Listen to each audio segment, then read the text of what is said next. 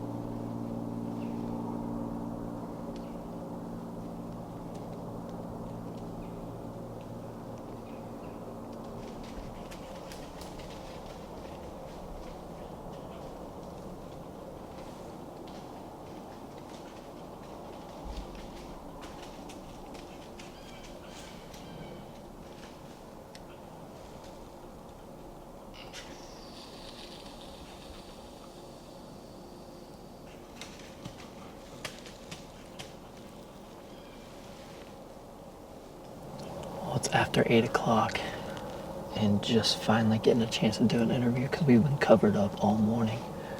It's been a heck of a morning, October 25th. I think we've seen 5 different bucks so far. I don't know, 8 or 10 does. Bunch of grunts and snort wheezes and chasing. It's been a lot of fun. This is really the first morning that we've hunted actually targeting bucks. We came into this little pinch on Mike and I's farm targeting merino and girly this morning. We've basically seen everything but a mature buck. But it's been a lot of fun to see all that. We've had deer on all sides of our tree within 10 yards, so hopefully the action's not over.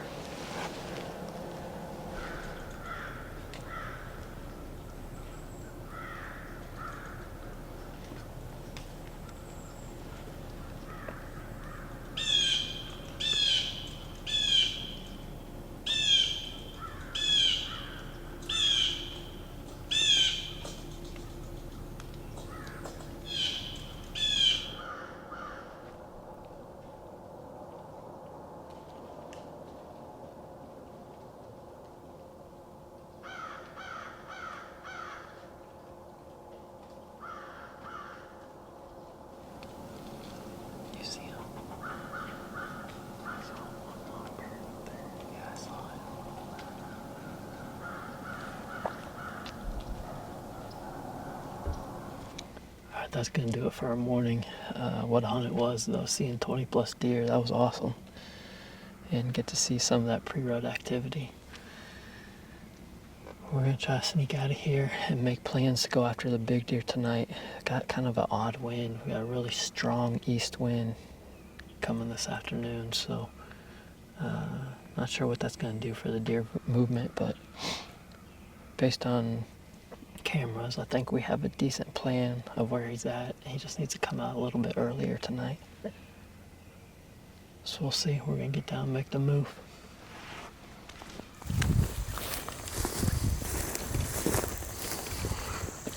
Alright, October 25th, afternoon hunt. We're all settled in, ready to go. Right after I finished the morning hunt, I looked at the forecast and it was the complete opposite of what it was supposed to be this afternoon. It was supposed to be strong east winds, and instead we have a really light northwest wind that's basically going to switch to southeast by the end of the night, but super light and variable. So I think the wind's just going to do circles all night. So for that reason, I elected to still come to this same little blind that I would have on a strong east wind. Put this blind up in September. It's just on the edge of these beans in this little cedar thicket, and after checking cameras, he has been in this spot the last couple days. Once was a little bit after dark, and once was about 7 or 8 minutes before legal shooting ended. So if he does that again, we'll be in the game. I got about a 35-yard shot to the little scrape he's been working. So we'll see how tonight goes. I, of course, would rather be in a tree where we could see a little bit more, but like I said, I could not take any chances with the wind just doing circles, so there's no way we'd be able to get away with anything. We got 2 ozonics running in here. We washed all our clothes this afternoon, sprayed down really good. We're doing everything we can to try to beat these deer's noses tonight. So we'll see what happens. We had a good hunt this morning with a lot of pre-rut like activity, so I know they're getting excited, moving around a little more. Hopefully this big deer does the same.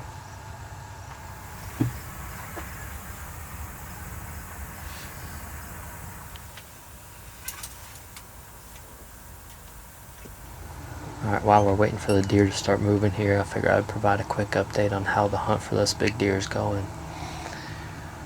We've actually had 2 more encounters with him, and haven't shown those hunts just because it would be hard to show the hunt and not show the video. I just figured it'd be easier just to talk about the hunts and then show them, when the time's right. I've talked about it before, but not showing pictures or video of this deer until he's dead.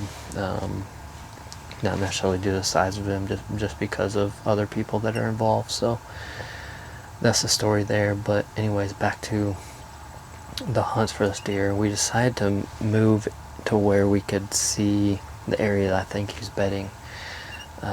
This was probably 10 days ago or so, and he came out right where we expected him to and just kind of worked his way off. It was a long distance encounter, probably 170 yards, but we got some good footage of him. He was just kind of by himself, relaxed, and then eased off. So it basically confirmed that he is bedding there, but it didn't really help us with ideas on how to set up on this deer. It was just more of a confirmation. There's just no trees around, so you can't really hunt close to where he's bedding unless you go on the ground, and that's exactly what I did when we got the right conditions a few days later. And we had what was one of the craziest hunts I've ever been a part of. I knew where I wanted to set up with the hopes of him doing the same thing the last time we saw him. So I had to go just inch by inch to this spot. We had no wind, so everything was really quiet.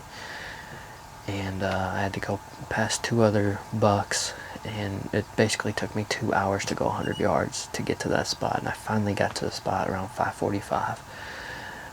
At 5:55, the big deer steps out right where we expected him to, and he was locked on me. He came out behind a doe, and the doe was fine. I could have shot the doe, but for some reason his rack just appeared through the CRP and was locked on me. Not sure if he had heard me setting up a little bit earlier, or if he just saw something he didn't like.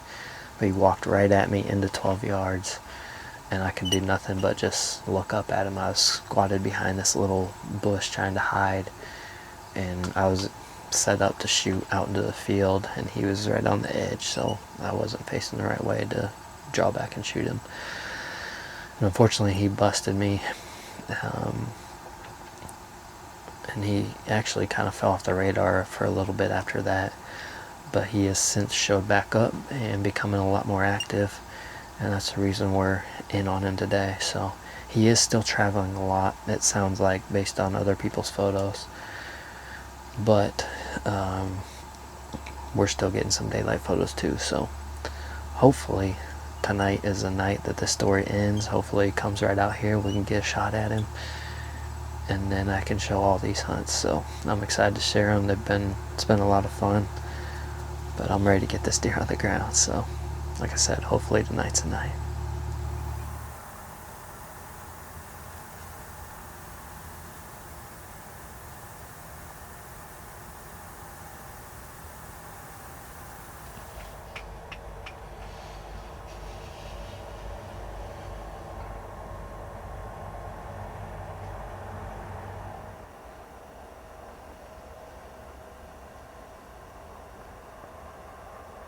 Well, he came out about perfect, right down the hill from us, and he was walking right at us.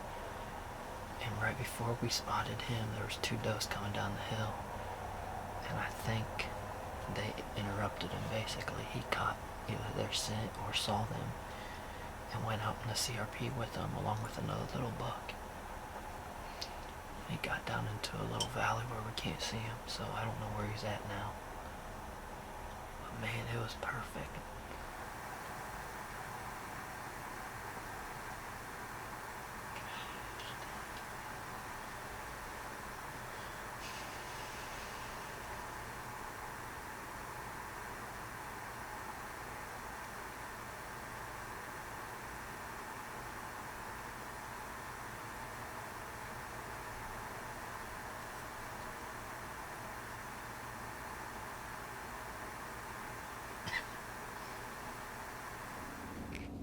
Unfortunately, he never came back in. He worked his way out into the CRP following those does.